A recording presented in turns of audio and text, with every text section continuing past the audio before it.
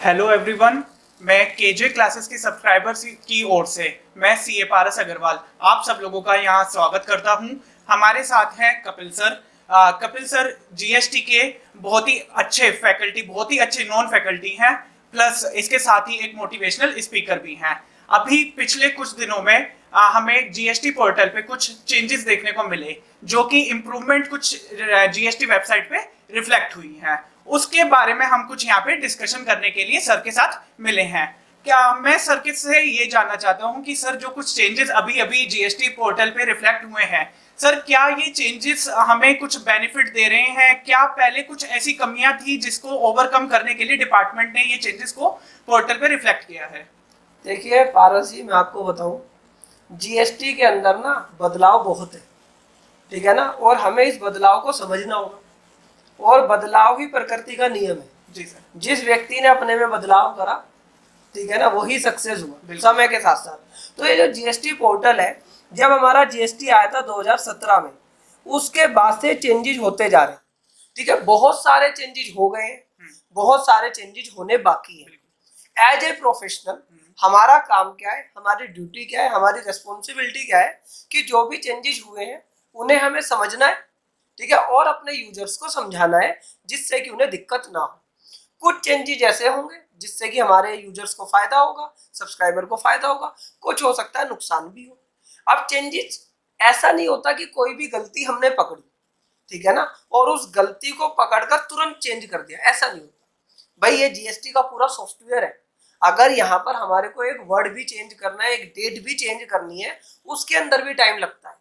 तो चाहे वो हमारी 3B का डिजाइन हो, चाहे हमारी GSTR1 का डिजाइन हो, किसी भी चीजों का डिजाइन हो, या कोई भी ऑप्शन है वो लगाना है, तो जब हम जीएसटीएन पोर्टल को बोलते होंगे, जिस कंपनी को हमने पूरा कॉन्ट्रैक्ट दिया हुआ है, जब हम उसे बोलते होंगे तो टाइम तो लगता है। तो चेंजेस हमारे को जितने भी है जीएसटी में, वो हमें अडॉप्ट करने चाहिए, जो भी अच्छे चेंजेस है, ठीक है सर। तो GSTR1 में और IFF स्टेटमेंट जो कि हम QRMP के दौरान फाइल करते हैं, इन स्टेटमेंट्स में अभी आए हुए कुछ चेंजेस जो कि 27 तारीख की एक जीएसटी नेटवर्क के द्वारा कुछ चेंजेस हमें बताए गए हैं। उन चेंजेस के ऊपर हम सर से बातचीत कर रहे हैं। सर, GSTR1 में हमें कुछ चेंजेस देखने को मिले, जिसमें कुछ पुरानी फैसिलिटीज थी वो रिमूव करी गई और कुछ न्यू फैसिलिटीज लगाई गई। ऐसे सर क्यों है? क्या पहले कुछ लंबा प्रोसेस था जिस प्रोसेस को कुछ इजी किया गया है? क्या ऐसा सर पहले था जो कि अब रिमूव कर दिया है जीएसटी में? देखिए, पहले था कंफ्यूजन, अब उस कंफ्यूजन को खत्म कर दिया गया, और इस कंफ्यूजन को खत्म करने के लिए जीएसटीएन को 5 साल लगे, ठीक है। क्या कंफ्यूजन था? 2017 से लेकर 2022 में कंफ्यूजन खत्म हुई है। अगर आपको बताओ 3B और GSTR1 में जब भी आपने कोई रिटर्न बना दी, तो उसके 2 स्टेप हुआ करते थे। पहला स्टेप हुआ करता था कि सबमिट करो, ठीक है ना। अब जब हम उसे सबमिट कर देते थे, उसके बाद ना तो आप GSTR1 में कोई चेंज कर सकते हो, बिल्कुल सर, ना 3B में कोई चेंज कर सकते हो। लेकिन सबमिट के बाद एक बटन और आता था, फाइल। फर्क क्या था इन दोनों में, डिफरेंस में, कि अगर तुमने अपनी कोई भी रिटर्न सबमिट कर दी, तो सबमिट के बाद आपकी लेट फीस का मीटर बंद नहीं होगा, लेट फीस का मीटर सबमिट के बाद भी चालू रहेगा, ठीक है ना जी। लेकिन इसके बाद चेंजेस कुछ नहीं कर सकता कोई। तो यहाँ पर बहुत सारे लोग कंफ्यूजन में हो जाते थे कि भाई चलो हमने सबमिट कर दी, तो सबमिट का मतलब है काम खत्म। तो कई लोग फाइल करना ही भूल जाते थे, लेकिन उनकी लेट फीस का मीटर चालू होता था। सामने वाले को, अगर मैं GSTR1 की बात करूं, तो सामने वाले को रिसिपिएंट को दिक्कत आती रहती थी, बिल्कुल सर, ठीक है ना। अगर मैं 3B की बात करूं तो इसका स्टेटस नहीं आता था। तो ये ना कंफ्यूजन थी, तो इस कंफ्यूजन की डिमांड थी कि भाई इसे दूर करो, ठीक है ना। आप अपनी लेट फीस का मीटर तो चालू कर लेते हो, कई लोग सबमिट करके भूल जाते हैं, फाइल ही नहीं करते। सर, इसमें हमने कुछ और भी चीजें देखी, जैसे कि सबमिट करने के बाद कुछ देर हमें वेट करना पड़ता था इसकी समरी रेडी होने में। बिल्कुल, कुछ रिफ्रेश करके हमें बार बार देखना पड़ता था, जिसमें टैक्स पेयर का टाइम वेस्ट होता था, जो कि सर अब तो नहीं है ऐसा कुछ। हाँ, नहीं, अब ऐसा कुछ नहीं होगा। इसी की वजह से हमारा जो हिंदुस्तान है ना, हैप्पीनेस में ना पाकिस्तान से भी नीचे चला गया। जो लोग जीएसटी का काम कर रहे थे, वो पहले सबमिट करते थे, फिर उसके बाद रिफ्रेश रिफ्रेश दबाते थे, फिर उसके बाद ये फाइल का बटन आता था, तब वो ऐसा करते थे। तो जब इन्होंने देखा कि भाई इंडिया का इंडेक्स जो है ना पाकिस्तान से भी नीचे जा रहा है जीएसटी की वजह से, तो इन्होंने सोचा कि इसे चेंज कर दो। तो अब ये सबमिट वाला जो कलेश है ना वो खत्म हो जाएगा। अब तुम्हारे पास एक ही शॉट होगा कि फाइल करो, काम खत्म। क्योंकि पहले भी सबमिट के बाद चेंज नहीं कर पाते थे। आप डिपार्टमेंट चले जाओ, मान लो किसी ने, ऐसा हुआ अकाउंटेंट ने क्या करा, सबमिट कर दी रिटर्न, ठीक है, किसी भी प्रोफेशनल ने। अब उसके बाद ओटीपी चला गया ओनर के पास। अब ओनर ने कहा भाई तूने सबमिट तो कर दी लेकिन तूने तो गलत फाइल कर दी मेरी, मैं तो ओटीपी नहीं डालूंगा। अरे भाई तुझे डालना पड़ेगा ओटीपी, तू बच ही नहीं सकता। बिल्कुल, चाहे तो डिपार्टमेंट चला जा, चाहे हाई कोर्ट चला जा, चाहे जहां मर्जी चला जा, अब तो तुझे ओटीपी डालना ही पड़ेगा। तो उसका कोई रेलिवेंस नहीं था। या तो पहले रेलिवेंस ऐसा होता कि सबमिट के बाद आप चेंज करने का ऑप्शन दे देते कि पता लग जाए तो, ठीक है ना। तो ये फालतू का था। तो अब इसे 2 स्टेप को खत्म करके ना सिंगल स्टेप कर दिया है। तो ये बहुत ही वेलकम स्टेप है, ठीक है, जो गवर्नमेंट ने कराए मेरे अकॉर्डिंग। तो सर और क्या क्या बदलाव हमें देखने को मिले हैं, क्या क्या और हमें बेनिफिट्स मिलेंगे इस चेंज से? देखो भाई सारे जो बदलाव हुए हैं वो तो अब की बार की जो हमारी मैगजीन है मई 2022 की, उसके पूरे 30 पन्नों में हमने बता दिया है। जीएसटी का भी बता दिया है और इनकम टैक्स का भी बता दिया है। और इस बार की जो मैगजीन बनाने का पूरा श्रेय जाता है वो सीए जी को जाता है, पारस अग्रवाल जी को, ठीक है ना। इन्होंने ही सारी मेहनत करी है, पूरी मैगजीन इन्होंने बनाई है। और आने वाले टाइम में यही सारी मैगजीन देखेंगे, बनाएंगे, ठीक है ना। और बहुत अच्छी क्वालिटी आपको यहाँ पर मिलने वाली है, ठीक है। मतलब हमारे एडिटर की टीम में शामिल होने वाले हैं ये, ठीक है। तो सारे चेंजेस तो आप मई 22 की अगर मैगजीन पढ़ोगे तो उसमें बता देंगे।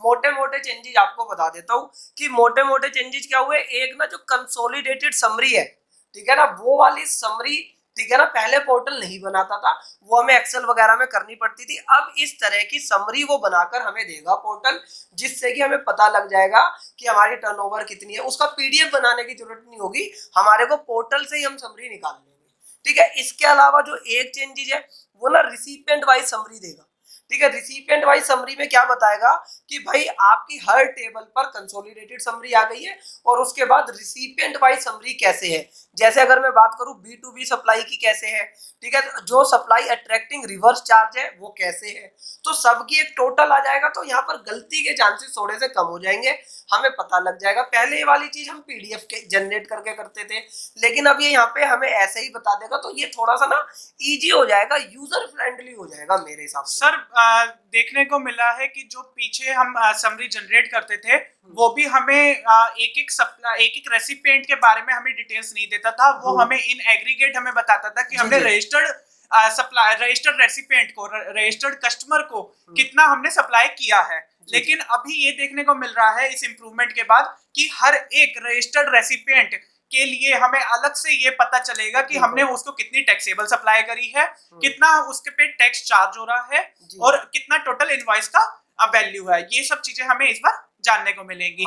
अभी इन्होंने GSTR1 में तो कर दिया, लेकिन 3B में भी अभी बहुत चेंजेस आने हैं। जैसे आपने पूछा ना और क्या आ सकते हैं, तो 3B के अंदर भी क्या है, जैसे कि अभी भी एग्जाम सप्लाई कहाँ जाएगी वो क्लियरिटी नहीं है।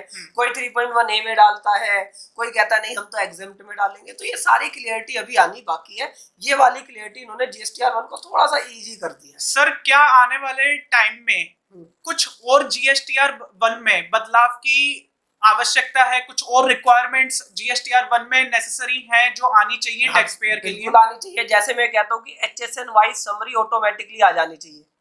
भाई हमने जब ऊपर डिटेल डाल दी है तो कम से कम अमाउंट वगैरह सारी चीजें आ जाए, फिर HSN हम डाल दें, ठीक है। या मैं बात करता हूँ जो डॉक्यूमेंट इशूड है, डॉक्यूमेंट इशूड की समरी बहुत लोग नहीं डालते, वो भी आ जानी चाहिए ऑटोमेटिकली। कुछ इस तरीके से हो, या इनके डाले बिना रिटर्न इनवैलिड दिखा दे, ठीक है। या एक बार आपको ये दिखा दे कि भाई क्या इंश्योर कर लो कि हाँ भाई ये तुमने डाल दिया, यानी पॉपअप मैसेज दे दे, एरर मैसेज दे दे, कुछ तो दे दे।